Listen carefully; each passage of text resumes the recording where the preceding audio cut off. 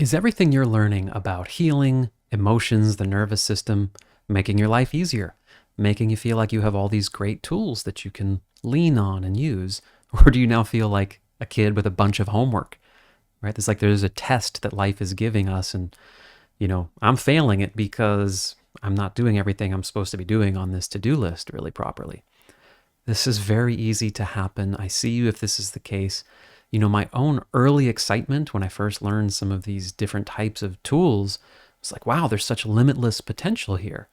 And it's not hard for the perfectionist in me to come in and go, okay, am I doing this every day? Am I doing it as well as I could be? Am I really committed to it? All these types of things can come into play.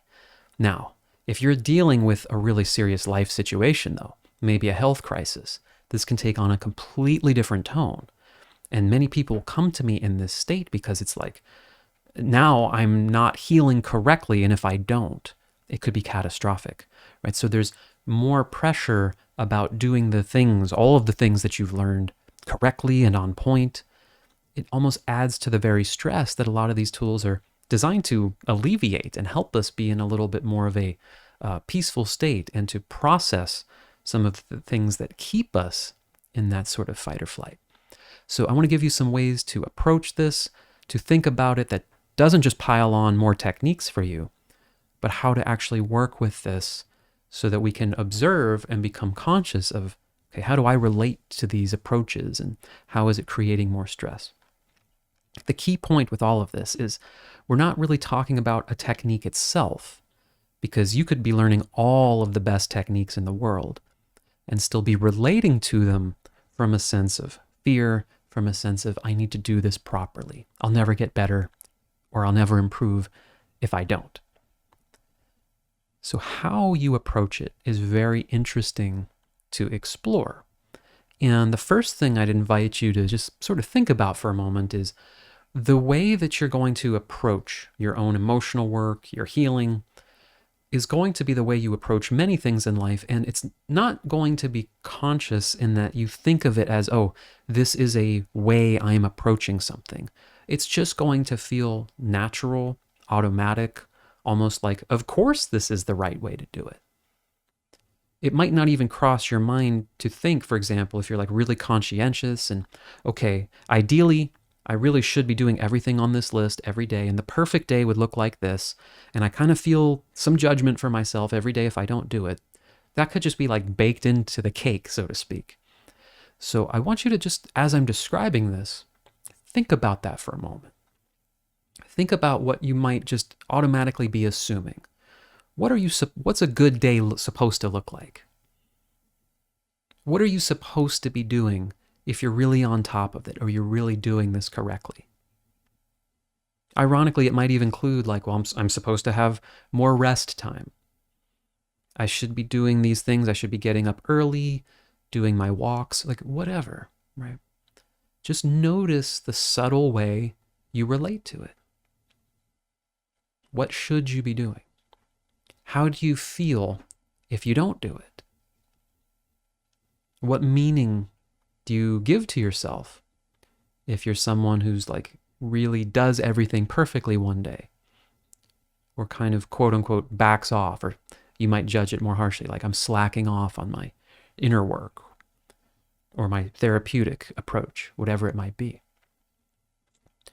This is important to start to become conscious of, because this is the how we approach, not the technique itself, but how we are relating to it, the frame of mind, the emotional state that is kind of unconsciously permeating behind everything you are learning, even if it's the best, even if you've got the best teachers, the best advice. The other thing to be aware of here is this part of you that may relate to things in a very fearful way, anxious way, perfectionist way, etc. Some of the marketing that brought you into certain approaches may have been speaking directly to that fear. Unfortunately, it's not uncommon in this space. It's certainly not everyone does it. I'm not suggesting that. But it's not uncommon to have gotten a messaging that subtly or overtly implies, if you miss a day, If you don't do your meditation or whatever, if you're not in this higher state or you're not thinking the right thoughts, really nothing's going to work. You're trapped forever. You're never going to heal. You're never going to have the life that you want, right? This can actually be terrifying. Sometimes it's unconscious because the motivation is kicking in. Like, oh, okay, yeah, I got to get motivated. I got to be high energy, high emotion, whatever. But behind that is, oh my God, if I don't do that correctly, it's never going to work for me. This is important. We're becoming aware of this.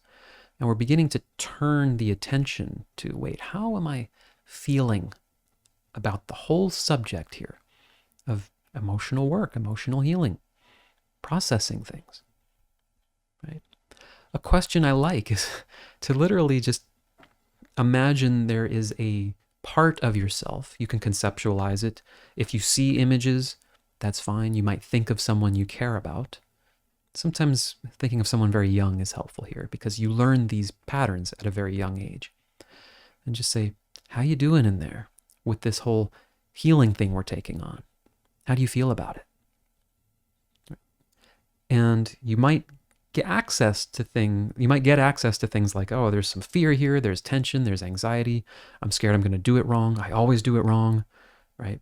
You may have gotten judgment from parents or teachers most of your life where you're expecting, again, to fail the test. The reason this is so important is because, in my view at least, we want to relate to this with curiosity, compassion, and listening, because especially when you're into certain sort of schools of different techniques, you're going to be looking at this like fear as, oh, that's resistance. That's another thing I have to get rid of. I have to EFT tap away the fear. Right? Really, it's trying to do a good job. Right? It doesn't want to fail. It doesn't want to let you down. It doesn't want to let the teacher down. Like whatever it is going on in there is like activated. It's unconsciously running the show in many ways. And we want to become conscious of this. Give it a voice. Listen to it. Again, how you doing in there? How you feeling about this healing path or whatever particular practice we're taking on? And you begin to become curious and listen and get a feel for, wait, how is all parts of me, how are they feeling about this? What's going on in there? The very act of doing this begins to kind of shift the internal conversation. It starts to let some of these things that become assumed and unconsciously driving the bus. Okay, yep, I'm hitting my routines today, or however you approach it. Like, oh, I'm noticing that now. Let me become more familiar with that. And you create more of an opening, more of a space to listen.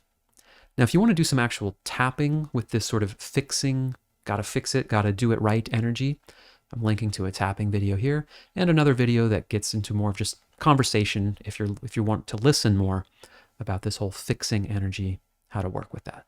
Hope it helps, and talk to you soon.